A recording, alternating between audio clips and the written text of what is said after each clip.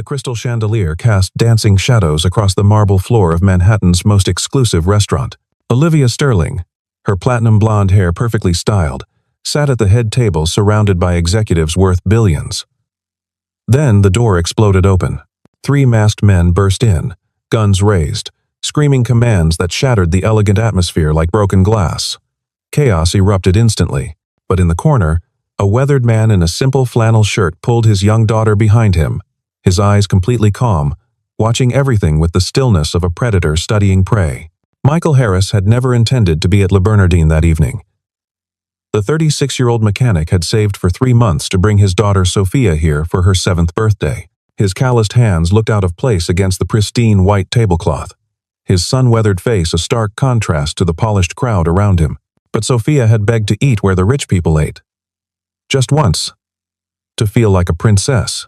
So Michael had worn his only decent shirt, the blue flannel his late wife Sarah had bought him 5 years ago, and brought his little girl to this world that wasn't theirs. Across the room, Olivia Sterling commanded attention without trying. At 34, she'd built a tech empire worth $3 billion. Her ice-blue eyes could freeze a boardroom. Her sharp mind could dissect a business plan in seconds. She wore a black Chanel dress that cost more than most people's cars. Diamond earrings that caught the light with every movement. She believed in power, in control, in the simple truth that money solved everything. Weakness disgusted her. The poor were poor because they lacked ambition.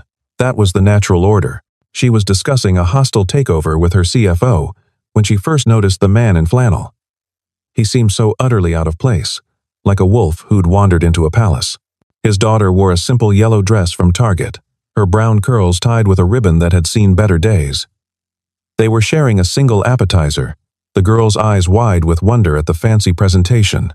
Olivia had almost laughed at the sight. How quaint, she'd thought. How terribly ordinary. She'd turned back to her conversation, dismissing them from her mind. But fate had other plans. The universe was about to teach Olivia Sterling that true strength had nothing to do with bank accounts.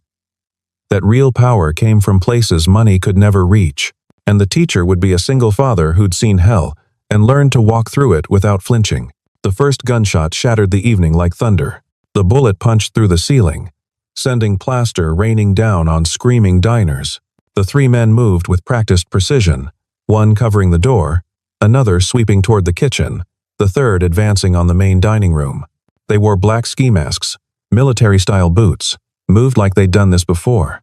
The leader, a mountain of a man with prison tattoos visible on his neck, grabbed a waiter by the throat and threw him against the wall. Tables overturned as people scrambled for cover. A woman's designer heel snapped as she tried to run. The air filled with the sharp smell of fear and spilled wine. Olivia's bodyguard reached for his weapon, but froze when a gun pressed against his temple. The robbers weren't here for wallets and watches. They wanted the real prize, the high-value targets who could make them rich with a single wire transfer. The leader's eyes swept the room and locked onto Olivia. Everyone knew who she was. Her face had been on magazine covers, her billion-dollar deals splashed across financial newspapers. In the corner, Michael hadn't moved. While others dove under tables or pressed themselves against walls, he'd simply shifted his chair, positioning his body between the gunman and Sophia. His breathing remained steady, his pulse controlled. 7 years as a Navy SEAL had taught him that panic was death. His daughter pressed against his back, her small hands gripping his shirt. He could feel her trembling, heard her whispered whimper. But he didn't comfort her, didn't turn around. Any movement might draw attention. Better to be invisible, forgotten, overlooked. The leader started barking orders, demanding phones, wallets, jewelry. His partners moved through the room like sharks, stuffing valuables into duffel bags. But Michael could see it in their movements, the nervousness beneath the aggression. These weren't professionals. They were desperate men making desperate choices. That made them more dangerous. Desperate men did stupid things. One of the robbers, younger than the others, maybe 25, reached Olivia's table.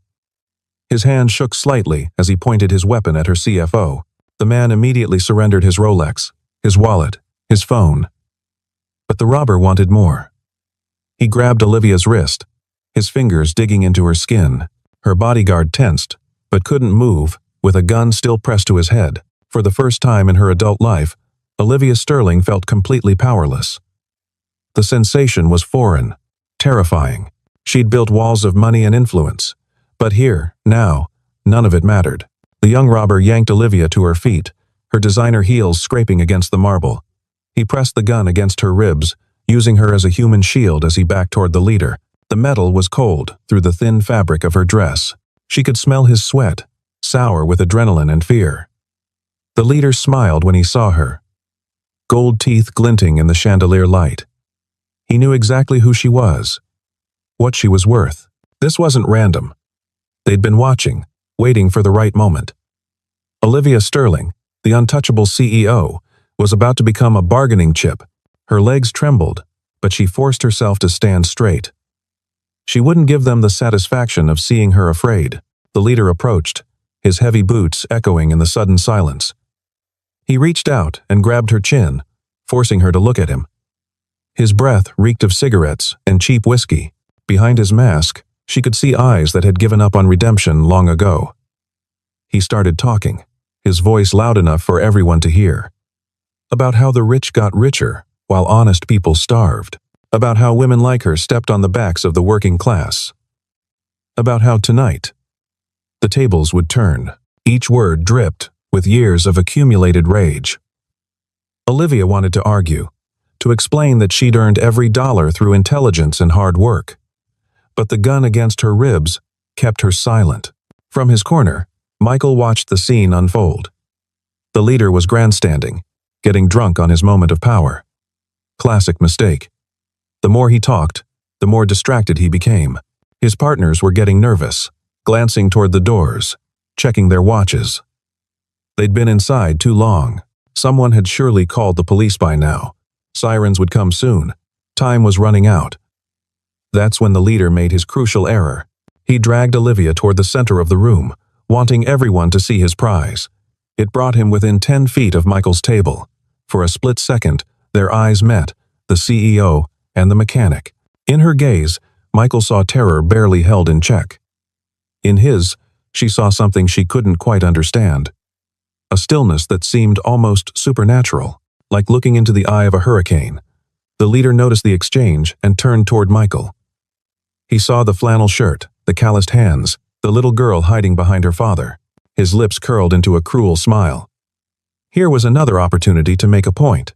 The working man and his daughter, the billionaire and her empire. Perfect symbols for his twisted lesson. The leader shoved Olivia aside and stalked toward Michael's table. His weapon swinging carelessly. He started mocking the mechanic's cheap clothes, his obvious poverty. The pathetic attempt to give his daughter a fancy birthday dinner. The words were meant to humiliate, to break whatever dignity the man had left. Each insult landed like a physical blow on the watching crowd. This was cruelty, for cruelty's sake. Michael didn't react, didn't flinch. His eyes remained fixed on a point just past the leader's shoulder. Watching the other two robbers in his peripheral vision, calculating distances, angles, potential weapons, the steak knife on his table, the heavy water pitcher within reach, the chair that could become a shield. Behind him, Sophia whimpered softly. The leader heard it and laughed, moving closer, reaching toward the little girl. That's when everything changed. Michael's voice cut through the chaos, low and steady as bedrock. He told the leader to step back. Just 3 words, delivered without emotion. But something in the tone made everyone freeze. It wasn't a plea or a threat. It was a simple statement of fact, like announcing that gravity exists. The leader stopped mid-reach, confused by the lack of fear in the mechanic's voice. He'd terrorized dozens of people tonight, watched grown men cry and powerful women beg. But this nobody in flannel was talking to him like he was a misbehaving child. The insult to his authority couldn't stand. He swung the gun toward Michael's face, finger tensing on the trigger. The entire restaurant held its breath. Olivia found herself silently praying for the first time since childhood. But Michael still didn't move. He simply shifted his weight slightly, subtly positioning himself to shield Sophia completely. His eyes never left the leader's mask. When he spoke again, his voice carried the weight of someone who'd faced real monsters and survived. He told the leader he had two choices: walk away now, or things would get complicated. The words hung in the air like a prophecy. The leader's hand trembled slightly. Something primal in his brain screamed danger. This man wasn't afraid. In a room full of terror, his calm was unnatural, wrong. Like finding a lion where you expected a lamb. But pride won over instinct. The leader couldn't back down, not in front of his crew, not in front of all these witnesses. So he made the worst decision of his life. He reached for the little girl. Michael's hand shot out faster than thought, gripping the leader's wrist and twisting in a precise motion that sent the gun spinning across the marble floor.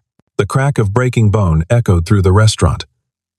Before anyone could process what had happened, Michael drove his knee into the leader's solar plexus, dropping him to his knees.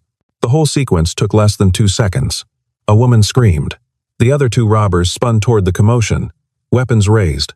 Michael was already moving, pulling Sophia behind an overturned table. The heavy oak absorbed the first burst of gunfire, splinters exploding outward. The crowd erupted in fresh panic. But Michael remained calm, counting shots, tracking positions by sound. The second robber advanced, trying to flank the table. Michael grabbed the water pitcher, heavy crystal worth more than his monthly rent, and hurled it with sniper precision. It caught the robber in the temple, sending him stumbling. In that moment of imbalance, Michael closed the distance. A palm strike to the throat, an elbow to the ribs, a sweep that put the man on his back. The gun skittered away across polished marble. The third robber, the nervous young one, had Olivia again. His arm wrapped around her throat, gun pressed to her temple. His hand shook violently now, finger dancing on the trigger. One wrong move and her brilliant mind would be splattered across the designer wallpaper. Michael rose slowly from beside the unconscious second robber, hands visible but not raised. Blood trickled from a graze on his shoulder, where a bullet had kissed flesh. His flannel shirt was torn, revealing scarred muscle beneath. He looked like something from another era. A warrior displaced in time. The young robber screamed at him to stay back, tightening his grip on Olivia until she gasped for air. But Michael kept walking forward, each step measured and deliberate. He was talking now, his voice soft, almost hypnotic. Not to the robber, but to Olivia, telling her to breathe, to relax, to trust. Their eyes met across the chaos. She saw no doubt in his gaze, no uncertainty. Just absolute conviction. For reasons she couldn't explain. She believed him. Her body went limp in the robber's arms, dead weight that threw off his balance. In that split second of adjustment, Michael struck. His hand swept up, directing the gun toward the ceiling as it fired. Plaster rained down. His other hand found the robber's carotid artery, applying precise pressure. The young man's eyes rolled back. He collapsed, Olivia falling with him. Michael caught her before she hit the ground, one arm supporting her weight, while his other hand secured the dropped weapon. For a heartbeat, they were frozen in an almost intimate embrace. The billionaire CEO and the single father mechanic. Her Chanel perfume mixed with his scent of motor oil and honest sweat. She could feel the steady beat of his heart against her chest. Impossibly calm after everything that had happened. Then Sophia's voice broke the spell, crying out for her daddy. Michael gently set Olivia on her feet and turned to his daughter, dropping to one knee to pull her into his arms. The little girl buried her face in his shoulder, sobbing. He stroked her hair, whispering that she was safe, that daddy would always protect her. The scene was so tender, so at odds with the violence of moments before, that several people began to cry. Sirens wailed outside, growing closer. The leader of the robbers groaned, trying to crawl toward his fallen weapon with his broken wrist. Michael simply stepped on the gun, grinding it into the marble with his worn work boot. He looked down at the man who'd threatened his daughter, and for the first time, emotion flickered across his face. Not anger, but disappointment. Like a teacher looking at a student who'd thrown away their potential, the police burst through the doors in a tsunami of noise and movement. Commands were shouted, weapons were drawn, chaos threatened to erupt again. But Michael simply raised his hands slowly, identifying himself and the robbers with military precision. Within minutes, the 3 criminals were in custody, the wounded receiving medical attention before being hauled away. A detective approached Michael, notebook ready, but before questions could be asked, Olivia Sterling stepped forward. Her designer dress was torn, her perfect hair disheveled, but her voice carried all its usual authority. She informed the detective that this man was a hero, that he'd saved everyone in the restaurant, that she would personally ensure he received recognition. The detective looked between them, noting the contrast, the impossibility of their connection, but he took down Michael's information, promising to be in touch after full statements were taken. As the police worked, Olivia watched Michael comfort his daughter. He'd refused medical attention for his wounded shoulder, focusing entirely on Sophia. The little girl had stopped crying but wouldn't let go of her father's hand. They looked so vulnerable, so ordinary. Yet she'd seen him move like death itself, precise and unstoppable. An EMT finally convinced Michael to let them examine his shoulder. As they cleaned the wound, Olivia approached hesitantly. Up close, she could see the scars that covered his arms and chest. Some from bullets, others from blades. Each one told a story of survival. She asked him directly who he really was. The question hung between them like a challenge. Michael looked up from where Sophia was clinging to his good arm. For a long moment, he said nothing. Then, quietly, he told her the truth. 7 years with the Navy SEALs. 3 tours in Afghanistan. 2 in Iraq. Missions that would never be declassified. He'd left when Sarah got sick, choosing love over duty. After she died, it was just him and Sophia. The garage job barely covered rent, but it was honest work. He could fix things, make them run again. It was enough. Olivia felt something shift inside her chest. This man had walked away from elite military service to care for his dying wife, then raised his daughter alone on a mechanic's salary. He'd traded glory for love, power for purpose. Everything she'd believed about success, about strength, about what mattered in life, suddenly seemed as fragile as glass. She asked why he'd risked his life for strangers. He could have stayed hidden, protected only his daughter. No one would have blamed him. Michael's answer was simple. He'd learned in the service that everyone was someone's child, someone's parent, someone's love. When you could help, you helped. That's what separated humans from animals. Not money or power, but the choice to stand when others couldn't. A photographer appeared, one of the diners who'd hidden behind the bar. He'd captured the whole incident on his phone. The images would be on every news site by morning. The humble mechanic who'd saved Manhattan's elite, David versus Goliath in designer clothing. But Michael wanted none of it. He gathered Sophia, preparing to leave. Their birthday dinner was ruined, but at least they were alive. Olivia watched them head for the door. This extraordinary man, and his precious daughter, about to disappear back into anonymity. Something desperate rose in her throat. She called out, asking him to wait. When he turned, she saw patience in his eyes, but also exhaustion. He'd done his part. He just wanted to take his little girl home. She found herself asking if she could repay him somehow. A reward, a job, anything. Michael's response surprised her. He said Sophia needed to see that good things happen to good people. If Olivia wanted to help, she could show his daughter that kindness mattered more than money. Then they were gone, swallowed by the night, and the gathering crowd of reporters outside. Olivia stood in the ruins of the restaurant, surrounded by wealth and power, feeling poorer than she'd ever been. Her CFO approached, asking if she was all right, if she wanted to go to the hospital. She waved him away. Her body was fine.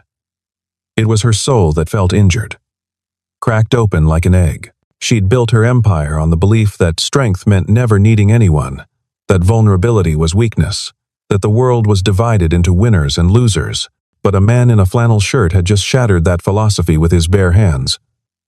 She thought about Michael's scars, each one representing a moment when he'd chosen others over himself. She thought about how he'd held his daughter, protective and gentle in equal measure.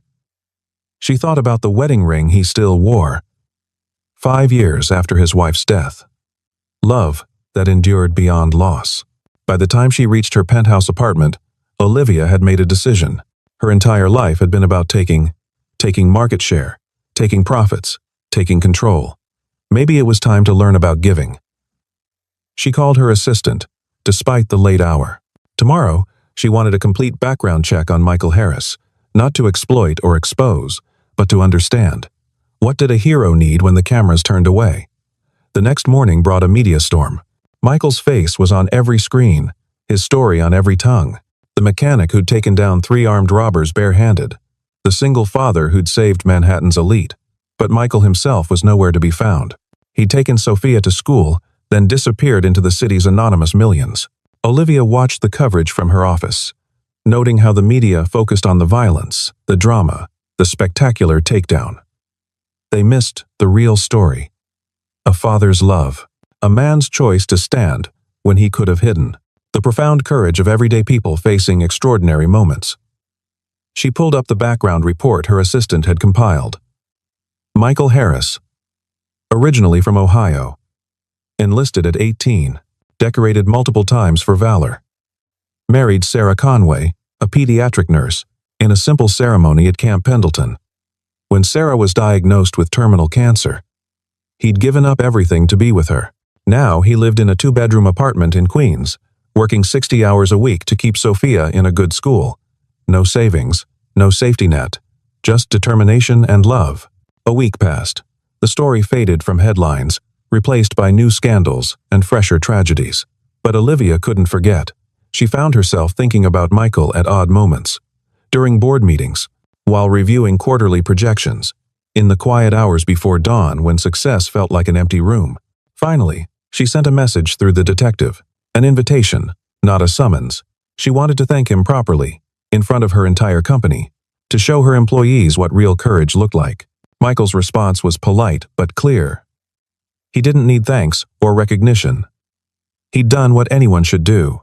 But Sophia had seen the invitation, read it with the careful attention of a 7-year-old learning about the world. She asked her daddy why he didn't want to go. Weren't they friends with the pretty lady now? Michael couldn't explain to his daughter that their worlds were too different, that people like them didn't mix with people like Olivia Sterling. So when Sophia asked if they could go, just to see, he agreed. For her, always for her. The Sterling Industries headquarters took up 40 floors of prime Manhattan real estate. When Michael and Sophia arrived, wearing their best clothes that still looked shabby in the marble lobby, security didn't want to let them in. It took Olivia herself coming down to clear the confusion. She led them to the executive floor, where hundreds of employees had gathered. Michael was uncomfortable with the attention, but Sophia's eyes were wide with wonder. She held her father's hand tightly, whispering that it looked like a palace. Olivia stood before her empire and told them about courage. Not the courage to make deals or take risks with money, but the courage to act, when action could cost everything. She introduced Michael not as a hero, but as a reminder that strength wasn't about what you could take, but what you were willing to give. That true power came from protecting those who couldn't protect themselves. The applause was thunderous. Michael endured it with military stoicism, but Sophia beamed, proud of her daddy. After the presentation, Olivia asked them to her office. She had something to show them. The view from the top floor stretched across Manhattan, a kingdom of glass and steel. But what caught Sophia's attention was the small table, set with hot chocolate and cookies. Real cookies, not the fancy ones from expensive bakeries, but chocolate chip cookies like her mommy used to make. As Sophia explored the office, marveling at everything, Olivia and Michael talked. She told him about the scholarship fund she was creating in Sophia's name, full rides to any school for children of single parents. She told him about the job offer. Not charity, but genuine need. Her company needed someone who could fix problems, who could see through complexity to simple solutions. Someone who understood that the most valuable things couldn't be bought. Michael listened without interrupting. When she finished, he asked a simple question. Why? Why did it matter to her what happened to him and Sophia? Olivia's answer surprised them both with its honesty, because he'd shown her something she'd lost. The understanding that money was just paper, that power was an illusion, that the only thing that truly mattered was how we treated each other when the masks came off and the guns were drawn. She'd spent 34 years building walls. Maybe it was time to build bridges instead. Michael was quiet for a long moment, watching his daughter trace her fingers along the window, drawing invisible pictures on the glass. Then he told Olivia something that would stay with her forever. He said that during his time in service, he'd learned that there were two types of people: those who ran toward danger to help others, and those who ran away to save themselves. The choice defined not just moments, but entire lives. She'd proven which type she was when she offered to help without expecting anything in return. As they prepared to leave, Sophia ran to Olivia and hugged her around the waist, thanking her for the cookies and the scholarship. The embrace was unexpected, genuine. The simple gratitude of a child who'd learned that kindness could come from unexpected places. Olivia found herself kneeling, returning the hug, feeling something crack open inside her chest, a warmth she'd walled off since childhood. When she'd decided that success mattered more than connection. Over Sophia's shoulder, she met Michael's eyes. He was smiling. The first real smile she'd seen from him.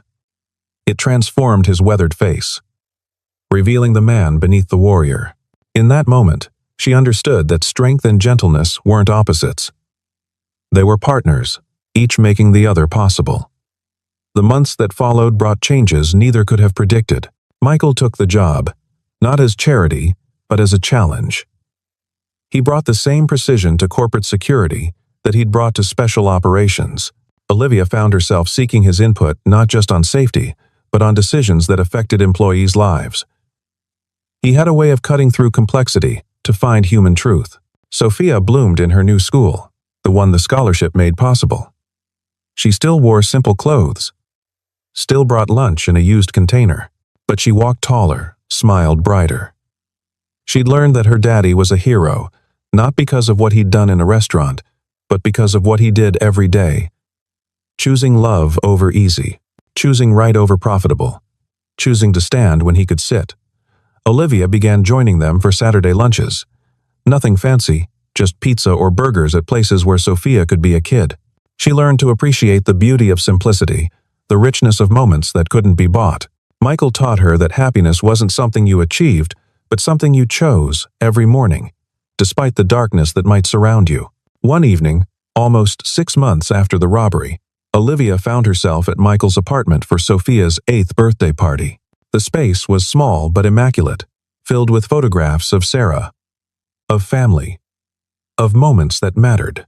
She'd brought an expensive gift, then felt foolish when she saw that Michael had made Sophia a jewelry box by hand, each piece carefully carved and sanded. The little girl treasured it like gold, because it carried her father's love in every groove.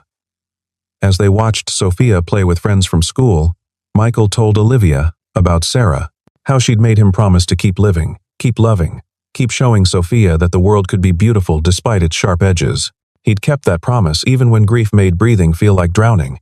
He'd kept it because love wasn't just a feeling but a choice, renewed each day like a soldier's oath.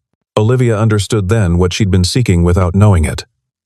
Not success or power, or the endless acquisition of more, but connection, purpose, beyond profit. The understanding that we're all walking each other home through a dark and often violent world, and the greatest courage is to offer light when you're barely managing your own shadows. As she left that night, Sophia asleep, and Michael walking her to her car, Olivia turned back to look at the modest apartment building. In the window, she could see the jewelry box on Sophia's dresser, catching the light from the street lamp. Such a simple thing, but crafted with such love that it seemed to glow. Michael stood beside her, following her gaze. He said that Sarah used to tell him that we don't get to choose how long we have, just how brightly we burn. The robbery, the violence, the fear. They were just shadows. What mattered was the light people chose to cast despite them. Olivia thought about her empire, her billions, her influence. For the first time, she saw them not as achievements but as tools. Tools she could use to cast more light, to help more single fathers and daughters reaching for dreams beyond their circumstances. The robbery had been a moment of darkness that revealed unexpected stars. Looking back, she couldn't regret it, because it had taught her the most valuable lesson of her life. True power wasn't about what you could take, or control, or dominate. It was about what you could give, who you could lift, what light you could offer to others, navigating their own shadows. As her car pulled away, she saw Michael in the rearview mirror, standing guard until she was safely gone. Still protecting, still serving, still choosing love over easy. She'd once thought him ordinary, a nobody in flannel who didn't belong in her world. Now she understood that he was extraordinary precisely because he chose to be ordinary, to live simply, to value love over gold. The city lights blurred past her window as tears she hadn't expected rolled down her cheeks, not tears of sadness but of gratitude. For Michael, who'd shown her that heroes wore flannel and drove used trucks. For Sophia, who'd taught her that joy didn't require wealth. For Sarah, whose memory lived on in every choice her husband made to keep being good in a world that rewarded otherwise. And for that moment in a restaurant when violence had revealed virtue, when chaos had uncovered character. When a single father's courage had changed not just an evening but entire lives. The robbery had ended. The fear had faded. The headlines had moved on. But the light Michael Harris had shown that night continued to burn, spreading from person to person, choice to choice, one act of courage creating ripples of kindness that would travel farther than any of them could imagine. In the end, Olivia Sterling learned that we're all just people trying to protect what we love, trying to be brave when we're terrified, trying to choose light when darkness feels easier. And sometimes, if we're very lucky, we meet someone who shows us that we're capable of more than we ever imagined. Someone who teaches us that true wealth isn't measured in dollars, but in the moments we stand up, step forward, and choose to be the light someone else needs to find their way home.